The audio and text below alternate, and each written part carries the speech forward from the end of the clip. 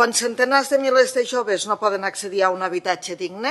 no estem parlant d'un simple desequilibri entre oferta i demanda, estem davant d'un fracàs econòmic que limita oportunitats vitals, redueix la mobilitat laboral, retarda projectes familiars i acaba perjudicant la mateixa productivitat que tant li preocupa al Banc d'Espanya. Qui controla l'habitatge i en quina finalitat el controla? Durant anys es va rescatar el sistema financer amb recursos públics, però encara esperem veure'n els beneficis socials. I ara li vaig a parlar d'un tema que vostè ha passat una mica de puntetes i que per nosaltres és essencial, que és el tema de les administracions, i en aquest cas les administracions més properes com són els ajuntaments i els seus romanents.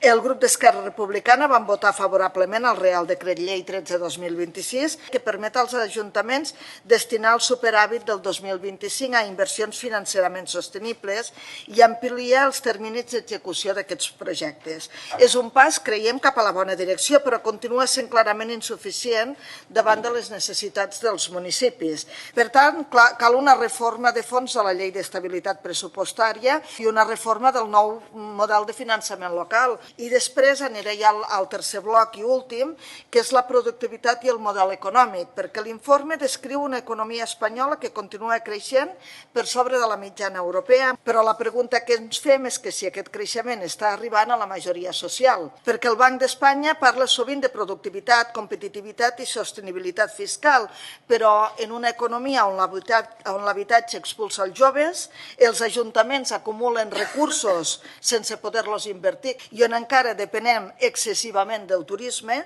quin considera que és el principal obstacle estructural perquè avancem cap a un model més econòmic, més productiu i amb una força presència industrial i que a més sigui socialment més just?